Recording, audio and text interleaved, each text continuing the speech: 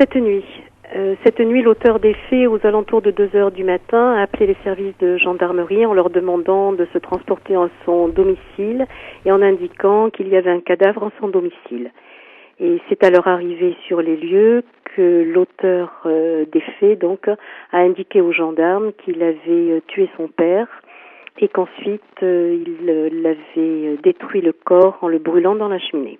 Est-ce qu'il a expliqué les raisons de son geste ?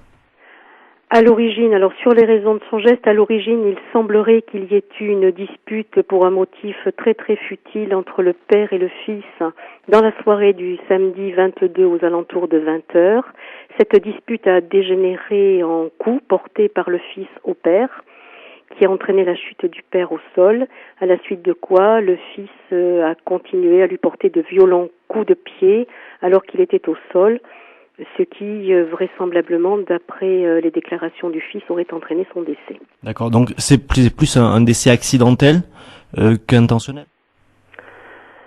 D'après les premières déclarations de l'auteur des faits, non, puisqu'une fois qu'il était au sol, le fils a continué à lui porter de très très violents coups sur tout le corps. Donc on ne peut pas parler de coups accidentels, ce sont des coups volontaires qui lui ont été portés par son fils.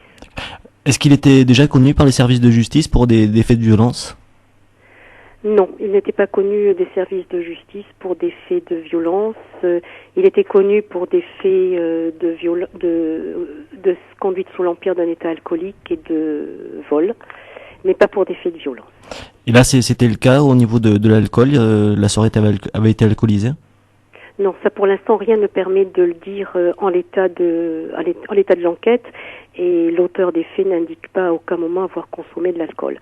Donc ce sont bien sûr des vérifications et des investigations qui vont avoir lieu, mais en l'état de l'enquête, rien ne permet d'affirmer qu'il y a eu ou pas de la consommation d'alcool. L'homme actuellement est placé en détention ?